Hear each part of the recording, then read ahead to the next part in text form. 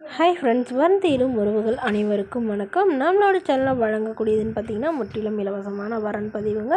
So இந்த பதிவில் கூட உங்களுக்கான வாழ்க்கை துணையை மேலும் வீடியோ ஸ்கிப் பண்ணாமல் பார்க்கணும். நம்மளோட சேனல் சப்ஸ்கிரைப் பண்ணிக்கோங்க. பெயர் சீதா, வயது 38 வயது ஆகுதுங்க. ராசி கன்னி ராசிங்க. ஜாதின்னு பார்த்திங்கன்னா இந்துவில் வன்னியர் சமுதாயத்தை சார்ந்தவங்க. படிப்புன்னு பார்த்திங்கன்னா இவங்க 8ஆம் வகுப்பு முடிச்சிருக்காங்க. இவங்க விவசாயம் சொந்த நிலத்தில் பார்த்துட்ருக்கிறதா சொல்லியிருக்காங்க. அதாவது காய்கறிகள் பழங்கள்லாம் வச்சு விவசாயம் பார்த்துட்ருக்கிறதா சொல்லியிருக்காங்க. இவங்களோட திருமண நிலையில பார்த்திங்கன்னா இவங்களுக்கு செகண்ட் மேரேஜ் தாங்க. ஸோ வரக்கூடியவருக்கும் ஃபஸ்ட்டாக இருந்தாலும் ஓகே, செகண்டாக இருந்தாலும் ஓகேன்னு சொல்லியிருக்காங்க. இவங்களுடைய முகவரின்னு பார்த்திங்கன்னா கும்பகோணத்தில் வசிக்கிறாங்க. மணமகளுடைய எதிர்பார்ப்புன்னு பார்த்திங்கன்னா மணமகன் படிக்கலைனாலும் போகுதுங்க. என்ன மாதிரியே விவசாயம் பார்க்குறவராக இருந்தால் முன்னுரிமை அளிக்கப்படும்னு சொல்லியிருக்காங்க. ஏன்னா இவங்களுக்கு விவசாயம் பார்க்குறது ரொம்பவே பிடிச்சமான விஷயம்னு சொல்லியிருக்காங்க.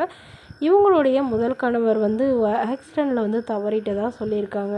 ஸோ இவங்களுக்குன்னு குழந்தைங்கன்னு பார்த்திங்கன்னா எதுவும் இல்லைங்க. ஸோ இவங்களுக்கு ஆல்ரெடி லேட் மேரேஜ் தாங்க. அதுக்கப்புறம் குழந்தைங்க இல்லைன்னு சொல்லியிருக்காங்க. ஸோ அதனால் இப்போ வரக்கூடியவருக்கு திருமணமாகி குழந்தை இருந்தாலும் நான் ஏற்றுக்கிறேங்கிற மாதிரி சொல்லியிருக்காங்க. வரக்கூடியவருக்கு சொந்தமாக ஒரு வீடு மட்டுமாவது வேணும்னு கேட்டிருக்காங்க. நல்ல குணமாக இருக்கணும், குறிப்பாக எந்தவித கெட்ட பழக்கமும் இல்லாதவராக இருக்கணும் அப்படிங்கிற மாதிரி இவங்க கேட்டிருக்காங்க. ஏன்னா இவங்களுடைய கணவர் குடிபோதையில் தான் ஆக்சிடெண்ட் ஆகிட்டு தான் சொல்லியிருக்காங்க. அதனால் தன்னை நல்லா புரிஞ்சிக்கிறாரா வேணும் அப்படின்னு தான் கேட்டிருக்காங்க. இந்த மணமகளை உங்களுக்கு பிடிச்சிருந்தா கீழே உள்ள வாட்ஸ்அப் நம்பரை தொடர்பு கொள்ளவும். அடுத்த வரன் பேர் பார்த்திங்கன்னா நந்தினி, வயது 35 வயது ஆகுதுங்க. ராசி மிதுன ராசிங்க. ஜாதின்னு பார்த்திங்கன்னா இந்துவில் வன்னியர் சமுதாயத்தை சார்ந்தவங்க. படிப்பு பிஇ முடிச்சிருக்காங்க. இவங்க ப்ரைவேட் கம்பெனியில் வேலை பார்த்துட்ருக்காங்க. இவங்களோட திருமண நிலைன்னு பார்த்திங்கன்னா இவங்களுக்கு செகண்ட் மேரேஜ் தாங்க. ஸோ வரக்கூடியவருக்கும் ஃபஸ்ட்டாக இருந்தாலும் ஓகே, செகண்டாக இருந்தாலும் ஓகேன்னு சொல்லியிருக்காங்க. இவங்க கன்னியாகுமரியில் வசிச்சிட்ருக்காங்க. மணமகளுடைய எதிர்பார்ப்புன்னு பார்த்திங்கன்னா மணமகன் கண்டிப்பாக ஒரு டிகிரி முடிச்சிருக்கணும் அப்படின்னு சொல்லியிருக்காங்க.